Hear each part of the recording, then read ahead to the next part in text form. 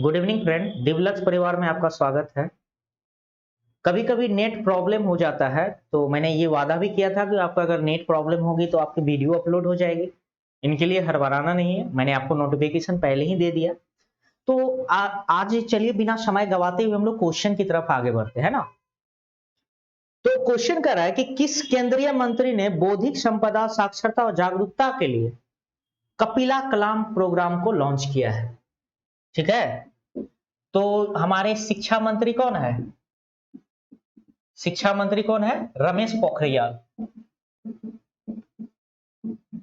निशंक। रमेश पोखरियाल निशंक। अब देखिए, ये हमारे केंद्रीय शिक्षा मंत्री है, हरिद्वार से सांसद है ना। तो ये आपसे क्वेश्चन ऐसे पूछ रहा है कि कपिला कलाम प्रोग्राम है क्या। हमारे कलाम साहब की जयंती पर, कलाम साहब की जयंती पर इस बार क्या किया गया, एक कपिला कलाम प्रोग्राम लाया गया। और जो ये बौद्धिक संपदा साक्षरता जो है, ये सप्ताह जो होता है, यह मनाया गया है 15 से 23 अक्टूबर के बीच मनाई जाएगी, मनाई जाएगी। ठीक है, अब इनसे होगा क्या? तो इससे ये होगा कि बौद्धिक संपदा साक्षरता का मतलब ये हुआ कि जो भी लोग आविष्कार करते हैं, जो भी लोग आविष्कार करते हैं, या मान लीजिए कोई भी स्टूडेंट कुछ वैज्ञानिक वगैरह कुछ इन्वेंशन किया, तो उनका पेटेंट खुद से तैयार करेगा। और उन सब पेटेंट को ये केंद्रीय मंत्री ने कपिला कलाम प्रोग्राम के तहत क्या करेगा, इस प्रोग्राम के तहत, कपिला कलाम प्रोग्राम के तहत उसे पेटेंट करवाकर और उसे विश्व स्तर पर लाई जाएगी। तो यही है कपिला कलाम प्रोग्राम। ठीक है, कपिला कलाम प्रोग्राम क्या है कि बौद्धिक संपदा साक्षरता के तहत, बौद्धिक संपदा साक्षरता क्या हुआ, जितने भी साइंटिस्ट वगैरह है वो सब अपने अपने क्या करेंगे, सीधी सी है कि वो अपने पेटेंट खुद से तैयार करेंगे। और उस पेटेंट को जब तैयार करेंगे तो वो सरकार का काम है कि वो विश्व के स्तर पर उठाए और जिससे प्रोत्साहन मिले वैज्ञानिक लोगों को, इसलिए रिसर्च हो भारत में ज्यादा से ज्यादा और भारत आत्मनिर्भर बने, इसलिए। ठीक है, अब देखिए शिक्षा से नई शिक्षा नीति आई है ना, तो नई शिक्षा नीति मैं दूसरे दिन बताऊंगा, लेकिन जो पुरानी चीज है उनके बारे में थोड़ा जान लेते हैं। शिक्षा को मौलिक अधिकार, शिक्षा को 86वें संशोधन, क्योंकि नई शिक्षा नीति बहुत बड़ी है इसलिए 2002 द्वारा अनुच्छेद 21 क के तहत, 21 क के तहत मौलिक अधिकार बना दिया। मौलिक अधिकार बनाया, ये इंपॉर्टेंट क्वेश्चन है। ठीक है, और इसमें जानते होंगे 6 से 14 वर्ष के बच्चे को निःशुल्क शिक्षा मुहैया कराई जाएगी। और शिक्षा के अधिकार को, शिक्षा को 86वें संशोधन 2002 द्वारा अनुच्छेद 21 क के तहत मौलिक अधिकार। शिक्षा किस विषय का सूची है? शिक्षा समवर्ती सूची में आता है। शिक्षा समवर्ती सूची में आता है। किस सूची में आता है? समवर्ती सूची। ठीक है, दूसरी चीज, शिक्षा का अधिकार कब लाया गया था? शिक्षा का अधिकार कब लाया था? 2009 में। शिक्षा का अधिकार अधिनियम कब लाया था? 2009 में। और 1 अप्रैल 2010 से पूरे देश में शिक्षा के अधिकार अधिनियम लागू कर दिया गया। शिक्षा के अधिकार अधिनियम लागू किया गया। ठीक है, अब देखिए नई शिक्षा नीति अगले दिन जब शिक्षा का टॉपिक आएगा तो उसमें बता देंगे। क्लियर है? तो शिक्षा मंत्री कौन है? केंद्रीय शिक्षा मंत्री रमेश पोखरियाल निशंक। ये हरिद्वार से सांसद है। बौद्धिक संपदा साक्षरता सप्ताह कब से कब? 15 से 23 अक्टूबर के बीच में।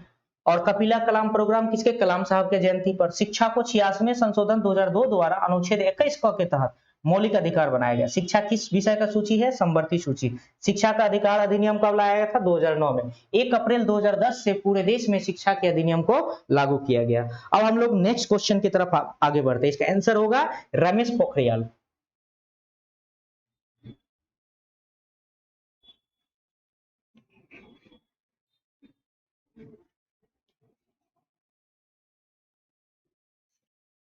क्वेश्चन करा 2020 में प्रकाशित होने वाली पुस्तक द बैटल ऑफ बिलोंगिंग के लेखक कौन है? शशि थरूर। देखिए शशि थरूर का 2 नंबर में इसका आंसर होगा शशि थरूर। शशि थरूर का 3 पुस्तक आपको याद रखना है। एक का नाम है why I am Hindu an era of darkness, ये दोनों पुस्तक आपको याद रखना है। और the battle of belonging, the battle of belonging,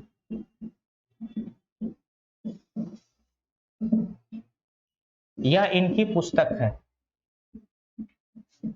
मतलब नई पुस्तक है, इनके बहुत सारे पुस्तक है लेकिन इनकी नई पुस्तक सबसे लेटेस्ट कौन है? The battle of belonging. उससे पहले आया था वाई आई एम हिंदू, उससे पहले भी एन एरा ऑफ डार्कनेस। ये सबसे बीबिया क्वेश्चन है। कहिए क्यों? क्योंकि इसे साहित्य अकादमी अवार्ड 2019 में दिया गया था, ठीक है, हिंदी के लिए। तो इसका आंसर हो जाएगा बी नंबर। नेक्स्ट क्वेश्चन की तरफ आगे बढ़ते हैं।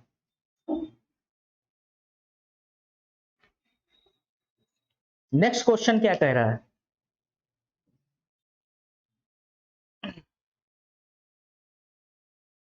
कह रहा है कौन सा देश आर्थिक सहयोग और विकास संगठन के कार्यकारी समूह गुड लेब प्रैक्टिस का उपाध्यक्ष नामित किया गया है? अब देखिए इसको अंग्रेजी में बोलते हैं आर्थिक,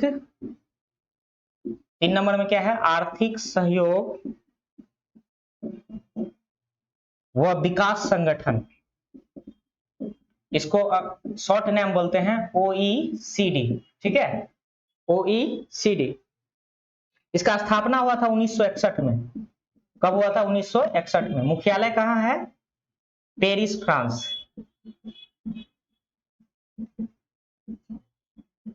कहां है मुख्यालय? Paris, France. और अध्यक्ष कौन है? एंजेल गुड़िया, ठीक है। अब ये है क्या? जीएलपी प्रोग्राम जो है एक प्रकार का विकसित एक क्वालिटी सिस्टम है। जैसे मान लीजिए ये जो जीएलपी प्रोग्राम है गुड लैब प्रैक्टिस जो है एक प्रकार से विकसित क्वालिटी सिस्टम है। जैसे कोई भी कंपनी बनाती है, ऐसी संस्था है इसमें जो गुड लैब प्रैक्टिस दिया है, कोई कंपनी कोई सामान बनाया, जैसे मान लीजिए नेस्ले ने मैगी बनाया। अब मैगी में क्या सही है क्या गलत है उसके अनुसार वो परीक्षण किया जाता है, कितना मात्रा में दिया जाए, ये सब परीक्षण कौन करता है? तो ये आर्थिक एवं सहयोग संगठन, इसका भारत मेंबर नहीं है, आर्थिक सहयोग एवं विकास संगठन का मेंबर नहीं है। लेकिन भारत को इस बार क्या किया गया है? 2021-22 के लिए, 2021-22 के लिए डॉक्टर एकता कपूर को उपाध्यक्ष बनाया गया। डॉक्टर एकता कपूर को उपाध्यक्ष बनाया गया। क्लियर है? जीएलपी प्रोग्राम अगर आपसे पूछा जाए गुड लैब प्रैक्टिस क्या है, तो यह एक प्रकार की ऐसी है जो विकसित एक क्वालिटी सिस्टम है।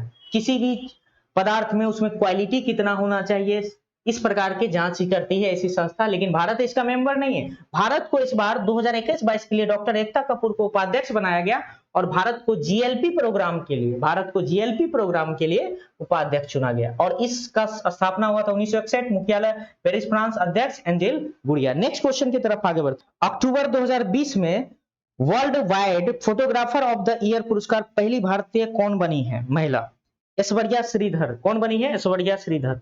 तो ऐश्वर्या श्रीधर जो है लाइट ऑफ फैशन फोटोग्राफ के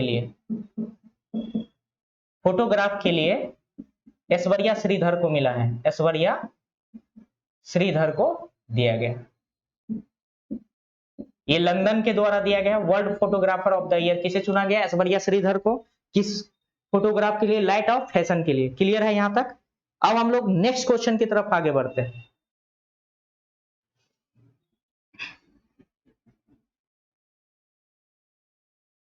कह रहा है कि सूची 1 सूची 2 को सम्मिलित कीजिए और नीचे देखे कूट का प्रयोग करते हुए सही उत्तर चुनिए। मौलिक कर्तव्य कहां से लिया है? तो मौलिक कर्तव्य लिया है कहां से? रूस से। सबका थोड़ा थोड़ा डिटेल लेके चलेंगे।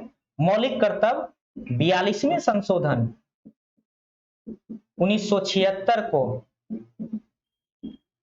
स्वर्ण सिंह समिति द्वारा लिया गया। स्वर्ण सिंह समिति द्वारा अपनाया गया। ठीक है, यह रूस से लिया है। प्रारंभ में इनकी संख्या 10 थी, संख्या 10 थी, वर्तमान में 11 है।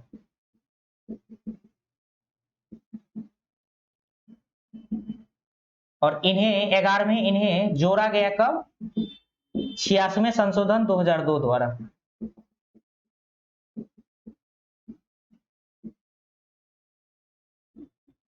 ठीक है, 86वें संशोधन 2002 द्वारा इसे जोड़ा गया। तो ये तो मौलिक कर्तव्य, तो मौलिक कर्तव्य कब लाया गया था? 42वें संशोधन 1976 द्वारा। ये मूल संविधान में नहीं था।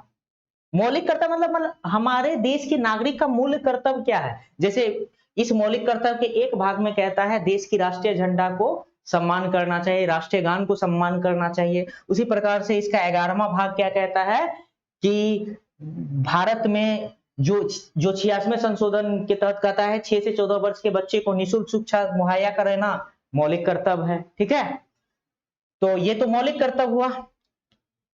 दूसरा है राज्यपाल की नियुक्ति का प्रावधान। राज्यपाल की नियुक्ति का प्रावधान कहां से लिया है? कनाडा से।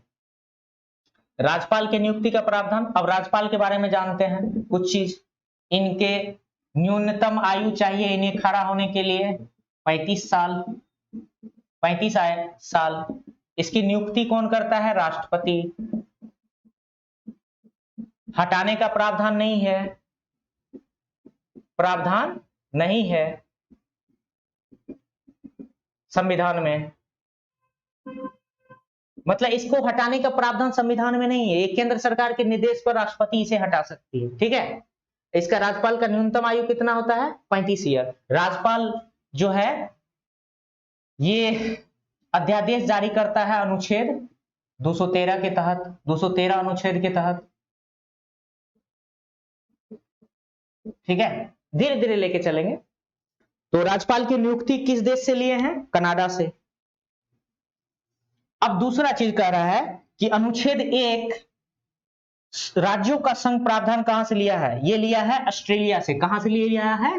ऑस्ट्रेलिया से। राज्यों का अनुच्छेद 1 कहां से लिए हैं? राज्यों का संघ ऑस्ट्रेलिया से। अनुच्छेद 1 क्या कहता है? राज्यों का संघ। ठीक है, मतलब भारत क्या है? यूनियन ऑफ स्टेट है। ठीक है, अमेरिका है फेडरल स्टेट। तो भारत राज्यों का संघ है, सभी राज्य मिलकर एक देश बनाती है। टोटल कितने राज्य हैं? 28 राज्य और 8 केंद्र शासित प्रदेश। 9 था, हाल ही में एकजुट कर 8 बन गए। ठीक है, दूसरा चीज संविधान की मूल ढांचा की अवधारणा कहां से लिए हैं?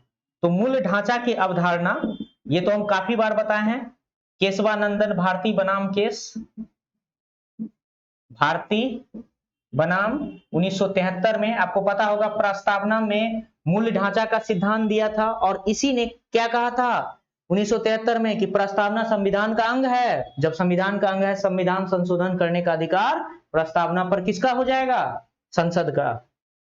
ठीक है, क्योंकि पहले अंग नहीं था इसलिए इस पर संशोधन का अधिकार नहीं था। तो इसने कहा कि नकारात्मक संशोधन नहीं होना चाहिए प्रस्तावना में, लेकिन हाँ आप संविधान को संशोधन कर सकते हैं। तो इसी ने संविधान का मूल ढांचा दिया था केशवानंदन भारती बनाम केरल केस 1973 द्वारा। अब मिलाइए तो 1 का क्या हो जाएगा? 2 नंबर, 2 का क्या हो जाएगा? 3 नंबर, 3 का क्या हो जाएगा? 1 नंबर, 4 का क्या हो जाएगा? 4 नंबर। तो इसका आंसर क्या हो जाएगा? 5 नंबर का आंसर तो बी नंबर हो जाएगा। क्लियर है? नेक्स्ट क्वेश्चन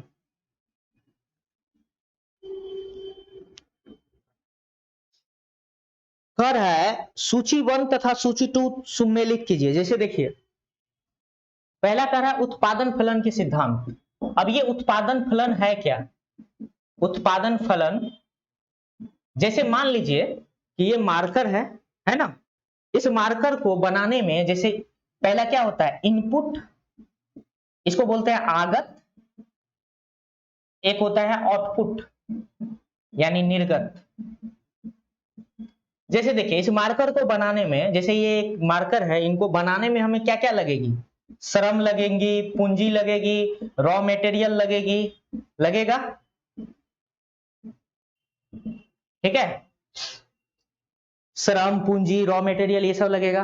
और निर्गत में जब ये बन के तैयार होगा, मार्कर बन के तैयार होगा, मतलब इन दोनों का क्रियात्मक संबंध क्या कहलाता है? उत्पादन फलन कहलाता है। मतलब आगत और निर्गत का क्रियात्मक संबंध क्या कहलाता है? उत्पादन फलन कहलाता है। जैसे मार्कर है, मार्कर बनाने में हमें श्रम लगेगी, मजदूर लगेंगे, पूंजी लगेंगे, रॉ मटेरियल लगेंगे, तो ये सब क्या है? इनपुट यानी आगत है, हमारे पास ये आगत है। और जब आउटपुट, तब जब ये बन के तैयार होगी, इसे मार्केट में उतारेंगे, तो ये दोनों के बीच का जो क्रियात्मक संबंध है, इसी को बोलते हैं उत्पादन फलन का सिद्धांत। और इसे कौन दिया था? Cobb Douglas. कौन दिया था? कॉब डगलस दिया था। अब देखिए अगला पॉइंट क्या कह रहा है, अगला क्या कह रहा है? कह रहा है गिफिन वस्तुएं होती है। गिफिन वस्तु क्या हो जाता है? आपको सब दिन बताएं कि गिफिन वस्तु जो होता है निम्न कोटि या गिफिन वस्तु निम्न कोटि या निर्कृष्ट वस्तु होती है। निर्कृष्ट मतलब घटिया वस्तु। इस पर मांग का नियम लागू नहीं होता है गिफिन वस्तु पर। क्यों? क्योंकि जब ये गिफिन वस्तु में मांग में कमी, तो कीमत में क्या हो जाता है? कमी। तो मांग का नियम क्या कहता है? अगर मांग में कमी है तो कीमत की वृद्धि हो जाती है। मांग में कमी होता है तो कीमत का क्या हो जाता है? वृद्धि हो जाता है। इसके एग्जाम्पल के लिए चावल का दाम अगर कितनों, मान लीजिए कि चावल का दाम बढ़ा देते हैं, तो लोग खाना बंद नहीं और खरीदना स्टार्ट कर देता है, क्योंकि ये सब क्या है? गिफिन वस्तु है। अब देखिए अगला क्या कह रहा है? अत्यधिक मुद्रा निर्गमन स्फीति। अत्यधिक मुद्रा निर्गमन, जब बहुत ज्यादा बाजार में मुद्रा की स्फीति हो जाती है, यानी बहुत ज्यादा मुद्रा का प्रचलन किया जाता है, तो वहां क्या हो जाता है? भारत की क्रय शक्ति घट जाती है। तो इसी को हम लोग बोलते हैं चलन स्फीति। अब ऐसा नहीं है कि कोई, बहुत सारे ऐसे देश है जो क्या करता था, एक बार गलती से, मान लीजिए भारत अगर गलती से भी ऐसा बहुत सारे मुद्रा निकाल देंगे तो क्या हो जाएगा? मुद्रा का वैल्यू घट जाएगा, क्रय शक्ति घट जाएगी, तो उसी को बोलते हैं चलन स्फीति। एक होता है आय वितरण की व्याख्या। आय वितरण की व्याख्या क्या होता है कि आय वितरण की व्याख्या, जैसे मान लीजिए एक लॉरेंज वक्र था, इसने क्या कहा था, जैसे मान लीजिए सपोज कीजिए कि दो आदमी लीजिए, जैसे तुलनात्मक संबंध होता है, ठीक है, आय वितरण। कैसे? सपोज कीजिए कि यहां मुकेश अंबानी है, ठीक है, और अमित शाह का बेटा ले लीजिए जय शाह, ठीक है। अब मुकेश अंबानी के पास क्या है कि बहुत सारे, ये एशिया के सबसे अमीर आदमी है, और जय शाह क्या है? एक अमीर है, इसके पास 100 करोड़ की संपत्ति है लगभग में। तो मुकेश अंबानी से जय शाह गरीब है ना? मुकेश अंबानी से जय शाह क्या है? गरीब है। तो एक दूसरे का क्या हुआ? एक दूसरे के, इससे आपस में गरीब है, तो ये एक दूसरे का जो बीच में जो तुलना हुआ, आय वितरण हुआ। भारत में 59% पैसा जो है मात्र 1% लोगों के पास है, और जो 41% पैसा है वो 99% लोगों के पास। सोच सकते हैं ऐसी स्थिति है। तो ये आय वितरण है ना, तो इसी आय वितरण को व्याख्या किया था लॉरेंज वक्र ने, ठीक है। मान लीजिए इससे मुकेश अंबानी से जैसा क्या है? अमीर है, तो एक दोनों के बीच में आय वितरण है ना, तो यही क्या, कौन दिया था? लॉरेंज वक्र ने। अब मिलाइए तो उत्पादन फलन का सिद्धांत, कॉब डगलस, 1 का 4, गिफिन वस्तु 2, अत्यधिक 1, और डी का 3। तो इसका आंसर क्या हो जाएगा? 6 नंबर का आंसर हो जाएगा डी नंबर। नेक्स्ट क्वेश्चन के आगे तरफ आगे बढ़ते हैं।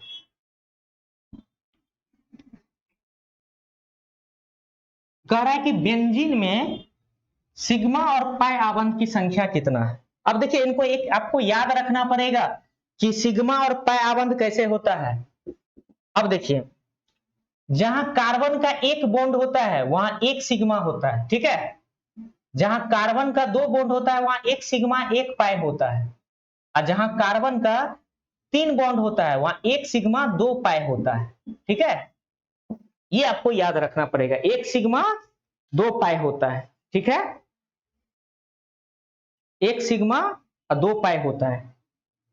अब देखिए बेंजीन क्या हो जाता है इनका सूत्र, C6H6। अब देखिए इसको बनाते हैं बेंजीन के लिए, जैसे C6 हुआ, ऐसे C6H6 का है, आप फिगर बनाइएगा यहां बेंजीन का, तो इसमें आपको निकल जाएगा C6H6, ये छोटा पड़ जाता है, तो C6H6 में अगर आप फिगर निकालिएगा तो इसमें क्या हो जाता है, टोटल मिलाकर इसमें आपको 12 सिग्मा निकल जाएगी और 3 पाई बन जाएगा। ठीक है, तो ये आपको याद होना चाहिए कि अगर कार्बन का एक बॉन्ड है तो 1 सिग्मा होगा, कार्बन का 2 बॉन्ड है तो 1 सिग्मा 1 पाई होगा, कार्बन का 3 बॉन्ड है तो 1 सिग्मा 2 पाई होगा। बेंजीन का सूत्र क्या होता है, C6H6। अब इसके अनुसार आप फिगर ड्रॉ करके देख लीजिए कि 12 सिग्मा और 3 पाई होगी। ठीक है, तो इसका आंसर क्या हो जाएगा, 7 का बी नंबर। नेक्स्ट क्वेश्चन,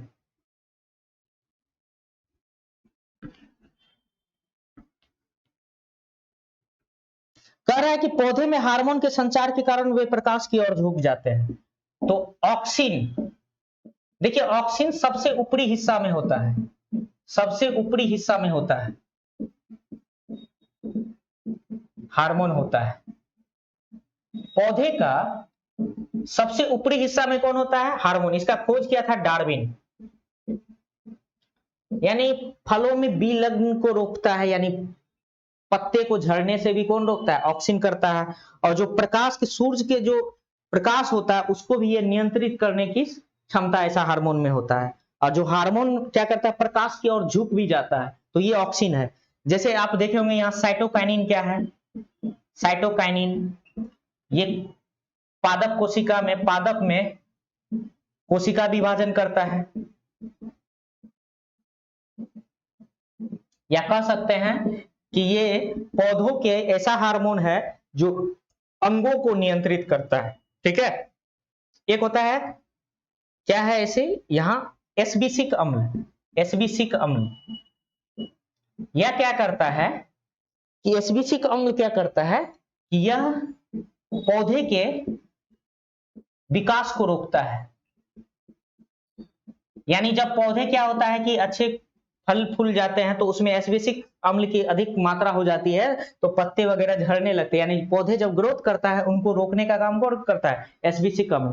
तो आपसे पूछ रहा है हार्मोन के संचार के कारण प्रकाश की ओर झुक जाता है, तो इसका आंसर क्या हो जाएगा, D number, auxin. Next question, कह रहा है कि पृथ्वी के चारों ओर एक चक्कर लगाने में चंद्रमा द्वारा किया गया कार्य किसके बराबर होता है, किसके बराबर होता है किया गया कार्य, तो शून्य के बराबर। किसके बराबर होगा, शून्य के बराबर। कैसे होगा तो समझते हैं। जैसे मान लीजिए कि ये आपका पृथ्वी है और ये चंद्रमा है, तो पृथ्वी इसकी ओर आकर्षण बल, मतलब पृथ्वी अपने ओर अट्रैक्ट करेगा, किस फोर्स के कारण, गुरुत्वाकर्षण फोर्स के कारण।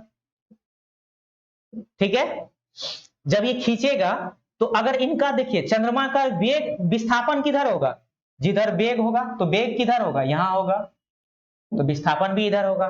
तो आप जानते होंगे कि ये परिणाम कुछ भी हो लेकिन ये क्या करेगा, 90 डिग्री का कोण बनाएगा।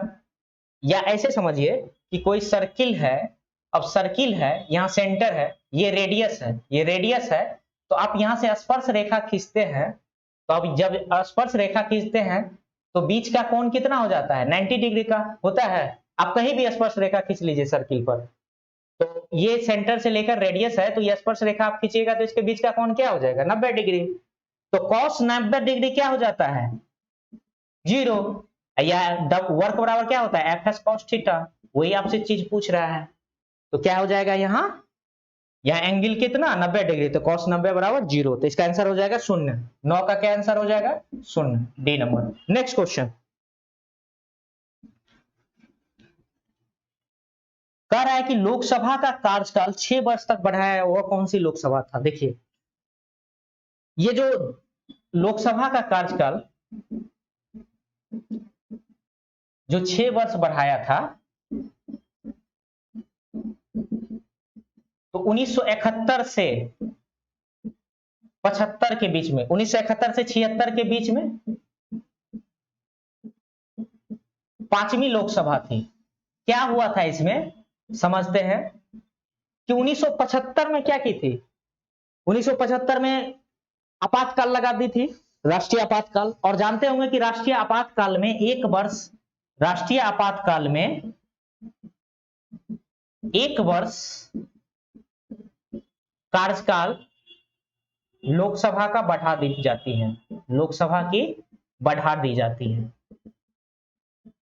नियम है कि जब राष्ट्रीय आपातकाल लग जाए तो तब राष्ट्रीय आपातकाल में एक वर्ष तक कार्यकाल बढ़ा देता है, यह नियम हमारे संविधान के अनुसार। तो लोकसभा का कार्यकाल क्या हुआ था, 1971 से 76 में तो चुनाव होना था, लेकिन 76 में हुई नहीं, तो चुनाव उस समय राष्ट्रीय आपातकाल लगा दी थी, उस वजह से एक वर्ष बढ़ गया। तो इसलिए ये 5 साल से बढ़ के 6 साल का कार्यकाल हो गया। एकमात्र लोकसभा थी, वो कौन सी लोकसभा थी, 5वीं लोकसभा। और राष्ट्रीय आपातकाल में 1 साल लोकसभा का कार्यकाल बढ़ाया जाता है। ठीक है, तो 10 का आंसर क्या हो जाएगा, 5वीं लोकसभा, ए नंबर। अब हम लोग नेक्स्ट क्वेश्चन की तरफ आगे बढ़ते हैं। नेक्स्ट क्वेश्चन कौन सा है, अब हम लोग नेक्स्ट क्वेश्चन की तरफ आगे बढ़ते हैं। उन मौलिक अधिकारों का चयन करें जो भारतीय नागरिकों को प्राप्त है परंतु गैर नागरिक को नहीं। अब देखिए, भाषण एवं समझ समानता, आप जानते होंगे कि आर्टिकल 19 में है, 19 के क में क्या है, बोलने की स्वतंत्रता है ना। ठीक है, आप जानते होंगे भारत में आमिर खान को यह अधिकार था कि भारत में असही सुनता है, लेकिन वही अब कहिए कि भारत का जो पाकिस्तान का कोई गायक है राहत फतेह अली खान, वो भी कह सकता है, नहीं कह सकता है, क्योंकि जो भारत का नागरिक होगा, मूल रूप से भारतीय नागरिक है, उन्हीं को सिर्फ यह अधिकार है किसी के बारे में बोलना, या देश के खिलाफ भी बोल सकता है, तो भारत में तो चल सकता है, लेकिन किसी विदेशी को अधिकार नहीं। तो भाषण एवं समझ की समानता विदेशी को नहीं है, लेकिन भारत को, भारतीय नागरिक को है। दूसरा, कानून के समक्ष समानता, ये भी कहां से हम लोग लिए हैं, ब्रिटेन से। ये भी प्रक्रिया हम लोग लिए हैं कहां से, ब्रिटेन से। ये विदेश के नागरिक को है, ऐसा नहीं है कि अब कोई विदेश का कोई नागरिक यहां भारत में आ गया तो भारत में भी सबको उसके लिए कानून बराबर है। ठीक है, अब देखिए अल्पसंख्यक का अधिकार,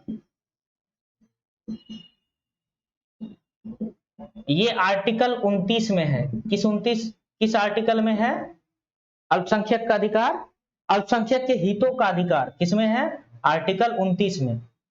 ठीक है, अब देखिए अल्पसंख्यक का हितों का अधिकार किसमें है, आर्टिकल 29 में। तो ये और ये भाषण में सर्वोच्च समानता, ये दोनों नहीं दिया जाता है। ठीक है, अगला चीज है जीवन और व्यक्तिगत की स्वतंत्रता, ये भी मिलता है, जीवन और व्यक्तिगत की स्वतंत्रता। इसका आंसर क्या हो जाएगा, सी नंबर। इसका आंसर क्या हो जाएगा, सी नंबर। नेक्स्ट क्वेश्चन की तरफ आगे बढ़ते।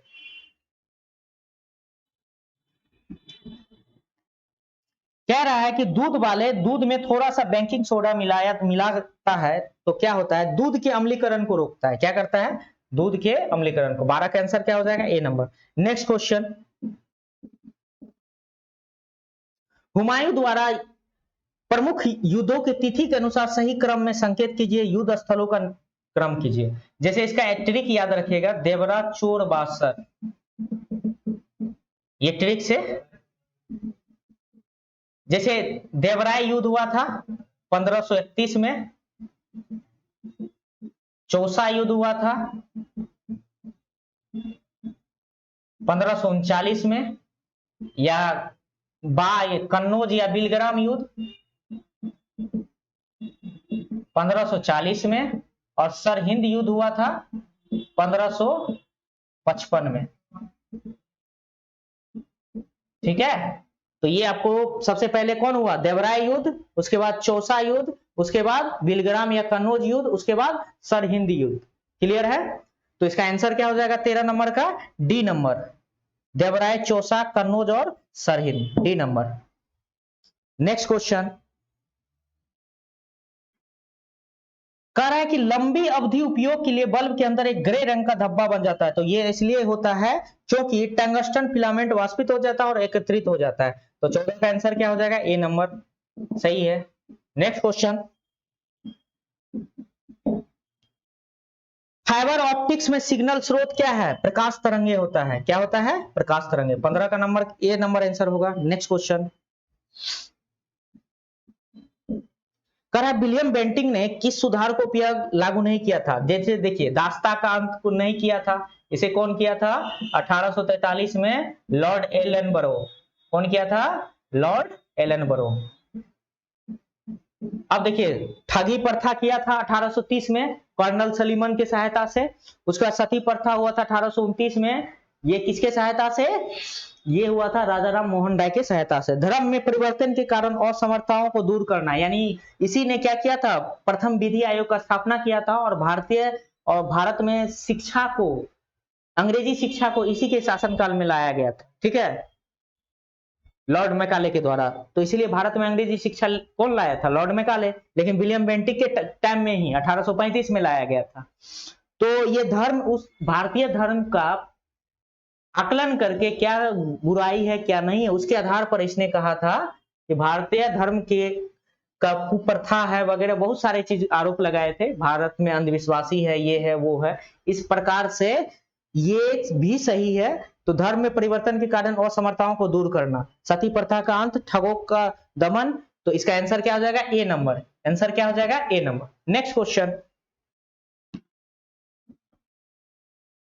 कह रहा है बीज प्रसुप्ति डोरमेंसी को उपचार से, किस उपचार से तोड़ा जाता है? जो बीज प्रसुप्ति होता है पादप में, या किस उपचार से तोड़ा जाता है? जिब्रेलिन से। फूल बनने में भी मदद करता है कौन? जिब्रेलिन्स। तो 17 का क्या हो जाएगा? जिब्रेलिन्स। आप याद रखिएगा जिब्रेलिन्स, इसको खोज कौन किया था?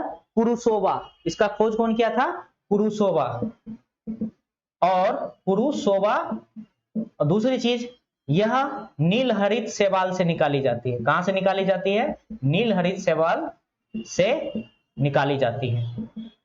क्लियर है? यह भी एक प्रकार का पादप हार्मोन है। नेक्स्ट क्वेश्चन 17 क्या हो जाएगा? D number. वेब पेज का उपयोग करके किसको करके बनाया जाता है? जैसे देखिए, तो हाइपर टेक्स्ट मार्कअप लैंग्वेज, ठीक है, HTML का। इसका होगा HTML का, बी नंबर होगा। अब देखिए HTTP का पूरा नाम क्या होता है? Hyper text transfer protocol. URL का नाम क्या होता है? Uniform resource locator. फिर से सुनिए, जो वेब पेज का उपयोग करके किसको बनाया जाता है? तो हाइपर टेक्स्ट मार्कअप लैंग्वेज को। तो इसका आंसर क्या हो जाएगा? HTML। और HTTP का पूरा नाम क्या होता है? Hyper text transfer protocol. और URL का पूरा नाम क्या होता है? Uniform resource locator. क्लियर है? नेक्स्ट क्वेश्चन कह रहा है कील नहर किसको जोड़ता है? उत्तरी सागर को बाल्टिक सागर से। सबसे व्यस्त नहर कौन है? कील नहर। कहां है? जर्मनी में। सबसे व्यस्त नहर, सबसे व्यस्त नहर, यह उत्तरी सागर को बाल्टिक सागर से जोड़ता है। उत्तरी सागर को बाल्टिक सागर से जोड़ता है। ठीक है, किसको किसको जोड़ता है? उत्तरी सागर को बाल्टिक सागर से। भोजन में लवणों की मुख्य भूमिका, इसका आंसर क्या हो जाएगा? C number. भोजन में लवणों की मुख्य भूमिका क्या है? थोड़ी मात्रा में हाइड्रोक्लोरिक अम्ल बनाना, जो कि भोजन के पाचन में सहायता करता है। 20 का क्या आंसर हो जाएगा? B number.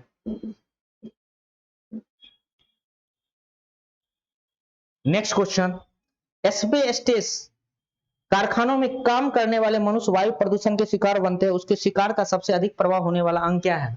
फेफड़ा। क्या हो जाएगा?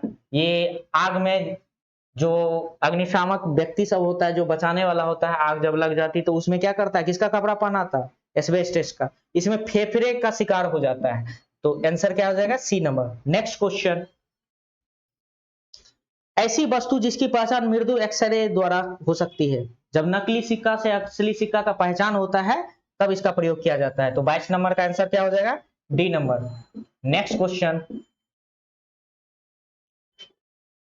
विद्युत परिपथ में बैटरी का उपयोग क्यों किया जाता है? विभवांतर उत्पन्न करने होते। तो 23 नंबर का आंसर क्या हो जाएगा? C number. नेक्स्ट,